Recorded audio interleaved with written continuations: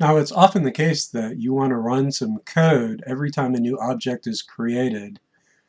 This is handy, for example, if you want to initialize some values or allocate an array or whatever. And you can do that by writing something called a constructor. And in PHP, a constructor looks like this. Function under construct. And here I'm just going to echo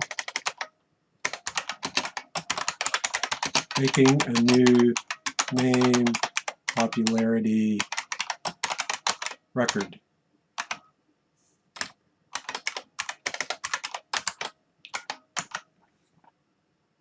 And I'm not going to make any other change to the code, but I'm going to hit reload. And you'll see I have two new lines here, making a new name popularity record. That was for the Mark object, and then again for the Jill object. So basically this method gets called at the beginning every time you say new name popularity record. And you can also supply parameters here. So for example, if I want to create a constructor where I pass in all of these property values and then set them, I can do that. So let's go ahead and pass in a name, year, gender, count, total, and metaphone. And then instead of doing the echo, I'm going to set this pointer mName is name, this pointer mYear is year, and gender is gender, and count is count, and total is total, and metaphone is metaphone. So what that lets me do is in my test me code, I can just write this. So name, gender, year,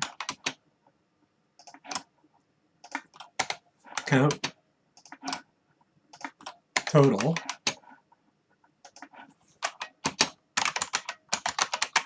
metaphone, mark. And then same thing here.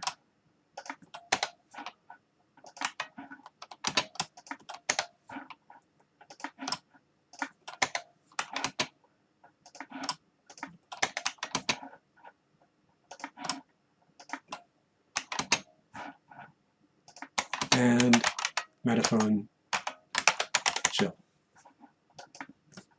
So name, gender, year, count, total, metaphone. Name, year, gender. So I got these two backwards, so let's go ahead and swap them. Name, gender, year, count, total, metaphone.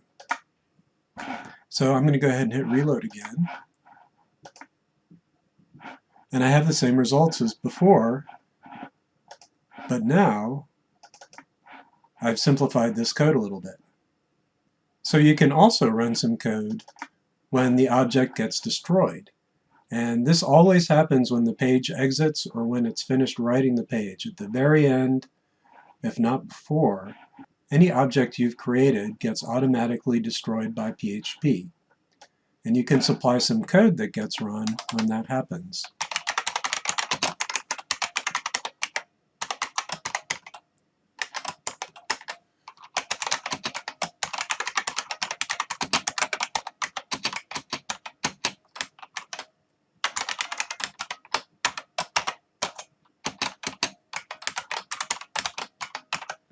Like so.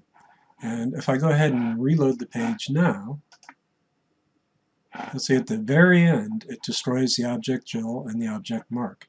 Now you don't actually have control over exactly when this happens or what order, but you know this is guaranteed to get called. And so this is useful, for example, if I was really using this dirty bit, after calling the constructor, if anybody came in and changed any of these values, I could make my destructor say something like, if this pointer mdirty, then flush to database, which I haven't written, but you get the idea.